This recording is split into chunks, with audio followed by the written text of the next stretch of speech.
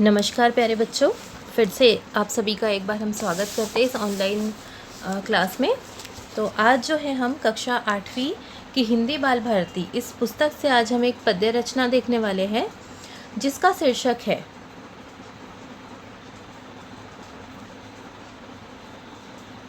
धूप की उष्मित छुअन से। क्या है बच्चों इसका शीर्षक? धूप की उष्मित छुअन से। हाँ, ये हम एक कविता देखने वाले हैं जो कि रामदरश मिश्र जी द्वारा लिखी गई है, या इसके जो कवि है वो है रामदरश मिश्र जी। तो चलिए हम सबसे पहले जो है हमारे कवि का जो है परिचय प्राप्त कर लेते हैं। तो देखिए, हमारे जो कवि महोदय जी है उत्तर प्रदेश के गोरखपुर में 1924 में इनका जन्म हुआ है और प्रतिष्ठित साहित्यकार डॉक्टर रामदरश मिश्र जितने समर्थ कवि हैं उतने ही ये श्रेष्ठ उपन्यासकार और कहानीकार भी है। तो बच्चों, हमारे जो आज के जो हमारे कवि है वो केवल एक महान कवि ही नहीं है, तो ये एक बहुत ही श्रेष्ठ, बहुत ही उत्तम उपन्यासकार और कहानीकार भी है। नई कविता, छोटी कविता, लंबी कविता के साथ साथ गज़ल में भी आपने अपनी सार्थक उपस्थिति रेखांकित की है। तो जो है किस प्रकार से उन्होंने कविताएं लेखन की है, देखिए, नई कविता के रूप में, छोटी कविता के रूप में, लंबी कविता के रूप में।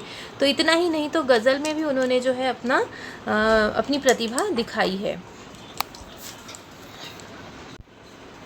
आगे क्या कह रहे हैं देखिए, आपके सारे सर्जनात्मक लेखन में गांव और शहर की ज़िंदगी के कठोर यथार्थ की गहरी पहचान दिखाई देती है। तो इनके जो लेखन है, इस लेखन में हम जो है गांव और शहर की ज़िंदगी किस प्रकार से होती है, किस प्रकार से कठिन परिस्थितियों का सामना करना पड़ता है, गांव में कैसी कठोर परिस्थितियां होती है, शहरों में किस प्रकार की ज़िंदगी होती है, इसकी सच्चाई उनके लेखन में हमें दिखाई देती है। अब इनकी प्रमुख कृतियों के रूप में है पथ के गीत, पक गई है धूप, कंधे पर सूरज, अपने लोग, सहचर है समय, एक अंत यात्रा, और अंत में है हिंदी कविता आधुनिक आयाम। इस प्रकार से इनकी ये प्रमुख कृतियाँ रही है बच्चों। अब हम जानते हैं पद्य संबंधी, मतलब हम जो ये कविता पढ़ रहे हैं उसमें क्या दिया है, उससे संबंधित यहाँ हम क्या जानने वाले हैं ये देख लीजिए। उसका जो यहाँ पे थोड़ा सारांश दिया जाता है उसे हम जान लेते हैं। यहाँ रामदरश मिश्र की 2 गज़लें दी गई है। यहाँ हम जो पढ़ रहे हैं, अगर एक तरह से हम कहें तो इसकी विधा है गज़ल। तो यहाँ हम जो पढ़ने वाले हैं 2 गज़ल पढ़ने वाले हैं। कवि द्वारा 2 गज़लें लिखी गई हैं जिसका हम वाचन करेंगे और उसका अर्थ भी हम जानेंगे। प्रथम गज़ल के शेरों में आपने पहचान के साथी के मिलने से राह के आसान होने, अस्थायी खुशी, जीवन की बेचैनी की बात की है। तो यहाँ जो है पहली गज़ल में जो है किस प्रकार से किस प्रकार राह आसान हो जाती है, ज़िंदगी की राह चलते चलते, या जो खुशी होती है वो किस तरह अस्थायी होती है, मतलब हमेशा के लिए नहीं होती है, थोड़े समय के लिए आती है और फिर चली जाती है, फिर जीवन की बेचैनी शुरू होती है। तो इस प्रकार से यहाँ पहली गज़ल में उन्होंने दिखाया है। और जो दूसरी गज़ल है, तो दूसरी गज़ल में वसंत के आगमन से प्रकृति और प्राणियों में होने वाले परिवर्तन एवं प्रसन्न वातावरण की बात कही है। तो जो है ऋतुओं का जो राजा होता है उसे किसे कहा जाता है? वसंत ऋतु को कहा जाता है बच्चों। तो यहाँ ऋतुराज वसंत के आने से जो है प्रकृति में और प्राणियों में क्या क्या परिवर्तन या क्या क्या प्रसन्नता दिखाई देती है वो उन्होंने दूसरी गज़ल में अपने बताया है। तो चलिए अब देखते हैं सबसे पहले उनकी पहली गज़ल धूप की उष्मित छुअन से। देखिए क्या दिया गया है। रास्ते में रोशनी तेरी मुस्कान हो गई, पहचान थी न तुझसे यो पहचान हो, कितना मैं चला चलता रहा, राह कठिन थी, देखा जो तुझे राह वो आसान हो गई। अब तक तो उदासीन सी थी मुझसे ये दुनिया, जाने क्या हुआ आज कदरदान हो गई।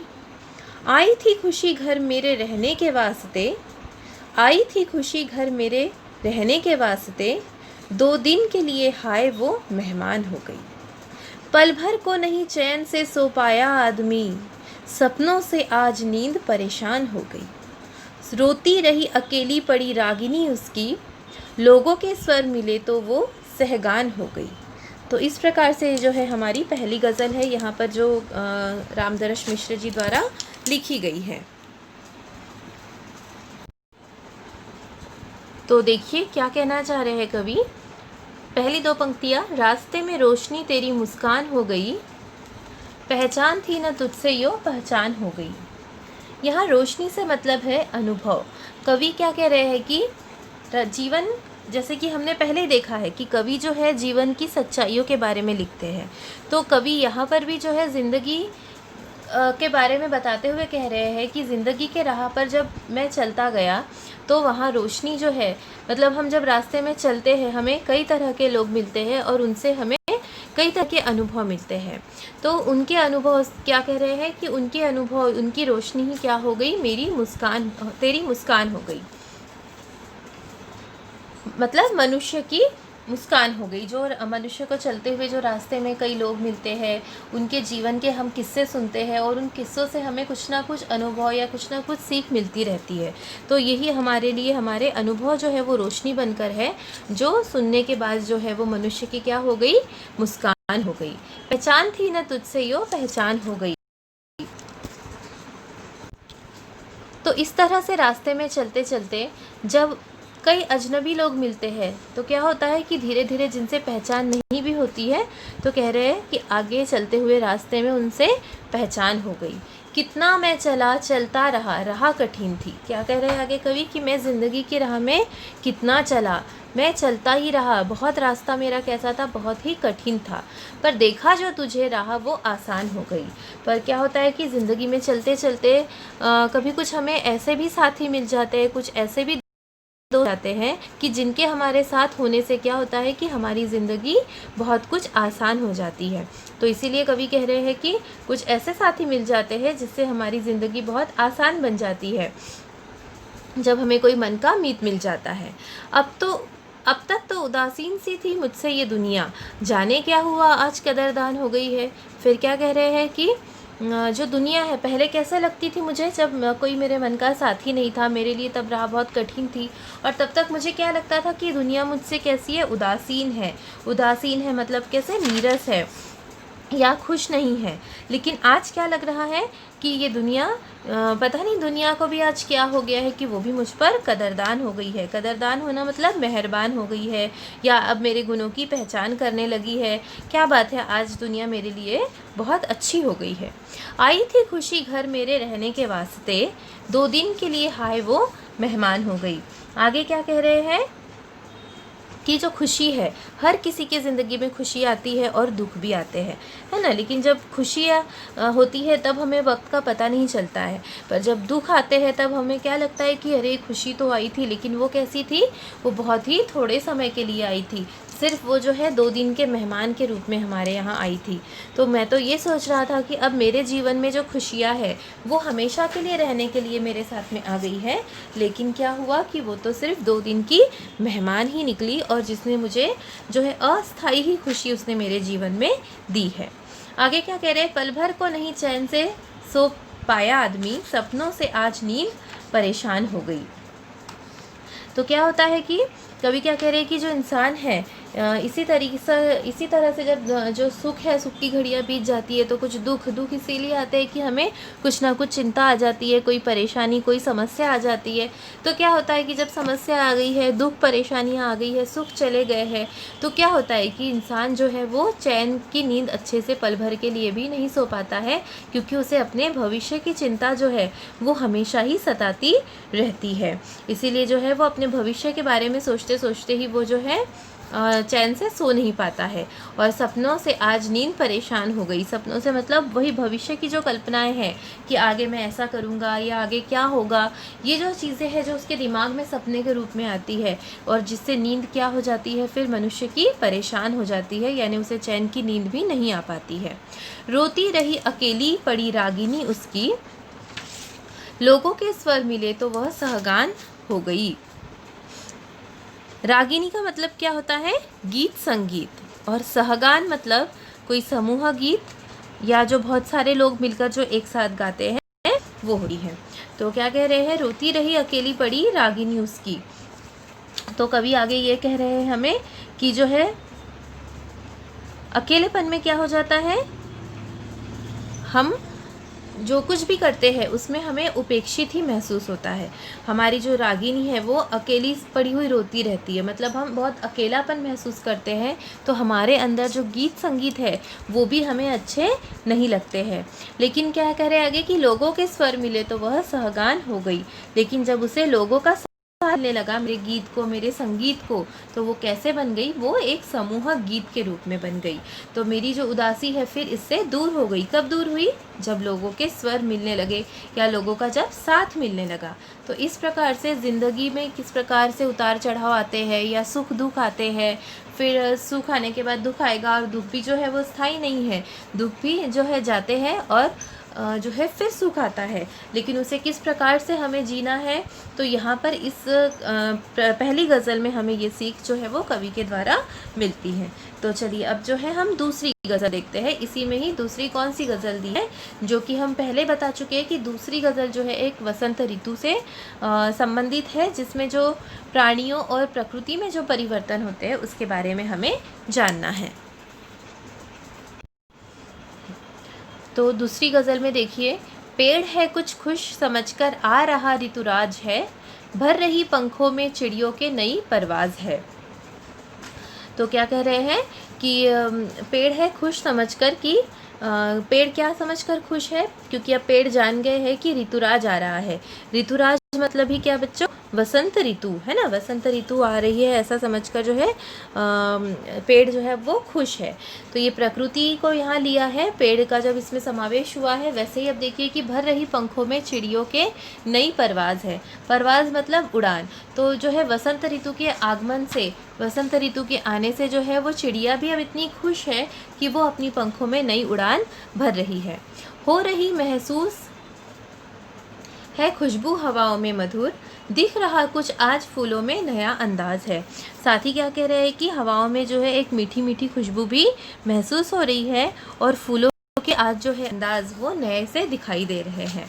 धूप की उष्मी छुवन से फूल सी खिलती त्वचा, बज रहा जैसे दिशाओं बीच कोई साज है। आगे क्या कह रहे हैं कि जो है शीत ऋतु में क्या होता है बच्चों, कि जो ठंड के कारण हमारी जो त्वचा है वो एकदम जो है खुश्क हो जाती है।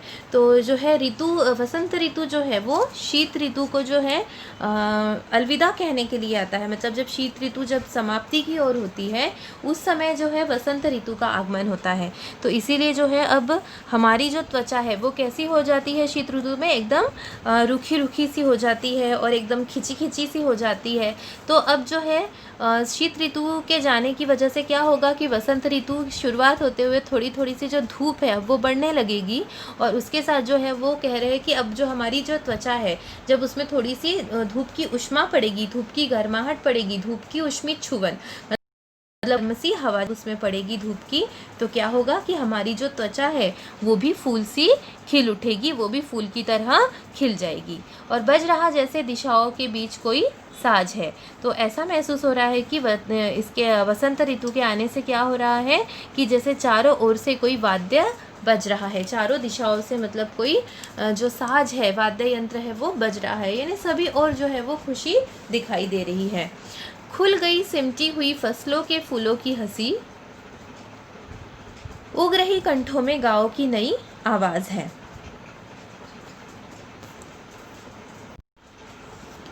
तो यहाँ क्या कह रहे हैं, अभी यहाँ जो है कवि प्रकृति में जो है वो किसान और फसल, इसको यहाँ पर लेते हुए बता रहे हैं कि यहाँ जो फसल है अब वो फसल भी थोड़ी थोड़ी सी जो है वो जो सिमटी हुई थी जो अब वो कैसे हो रही है, वो भी अब खिल रही है।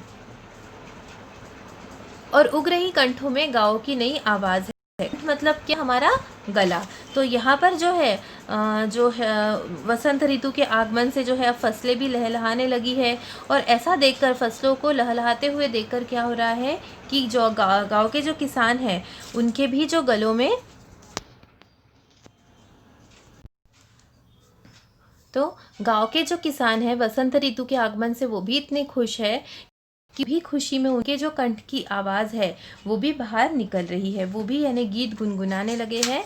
जो अब उनको ये समझ में आ गया है कि अब उनकी जो फसल है अब वो उगने वाली है, अब वो तैयार हो चुकी है, तो अब जो है उसे वो जब ले जाएंगे जिससे उन्हें भी मुनाफा होगा। तो इस प्रकार से यहाँ पे वसंत ऋतु के आने से क्या हो रहा है कि यहाँ किसानों के चेहरे खुश दिखाई दे रहे हैं। भूल जाओ कल तलक के वक्त की नाराज़गी, दोस्त बन खुशियाँ लुटाता देख लो दिन आज है। क्या कह रहे हैं कि भूल जाओ कल तलक के वक्त की नाराज़गी।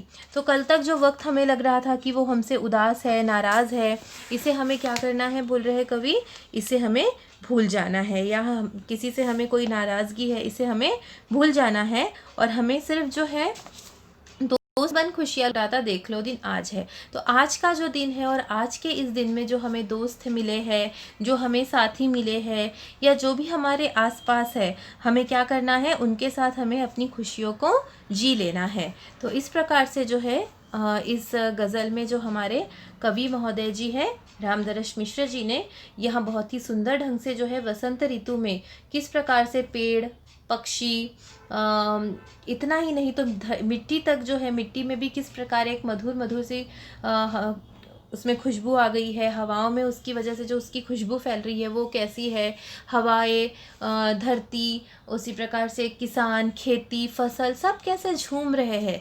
तो उसी तरह से इंसान को भी जो है, मनुष्य को भी जो है वो सबसे जो उसकी कोई नाराज़गी है उसे भूलकर, और जो आज उसके पास जो उसे वक्त मिला है उस वक्त का उसको सदुपयोग करते हुए उसे खुशी खुशी अपने जीवन को जीना चाहिए। यहाँ पर ये संदेश इस गज़ल के माध्यम से कवि दे रहे हैं। वैसे ही जो पिछला जो हमने पहली जो गज़ल देखी है, तो एक बार फिर से हम जो है पुनरावलोकन देख लेते हैं। क्या बताया है कि रास्ते में अगर हम जब चलते हैं तो हमें कई मनुष्य हमारे संपर्क में आते हैं और उनके अनुभव ही हमारी मुस्कान बन जाते हैं, और जिनसे हमारी पहचान नहीं भी होती है तो जीवन के रास्ते पर चलते चलते हमें कई मुसाफिर, कई साथी, कई राहगीर मिल जाते हैं जिनसे हमारी पहचान हो जाती है। और जब हम ज़िंदगी में चलते जाते हैं तो अकेले अकेले हम काफ़ी थक जाते हैं, पर ऐसे समय में ही अगर हमें कोई मन का साथी मिल जाए, कोई अच्छा दोस्त मिल जाए, तो हमारी राह कैसे हो जाती है, वो आसान हो जाती है।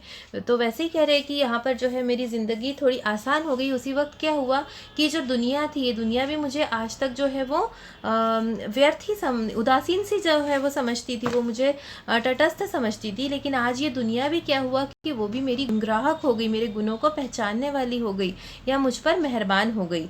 फिर कह रहे हैं कि जो है मुझे ऐसा लगा था कि खुशी जो है वो मेरे घर पर हमेशा के लिए रहने के वास्ते आई है, लेकिन क्या हुआ कि हाय वो तो सिर्फ 2 दिन की मेहमान ही निकली।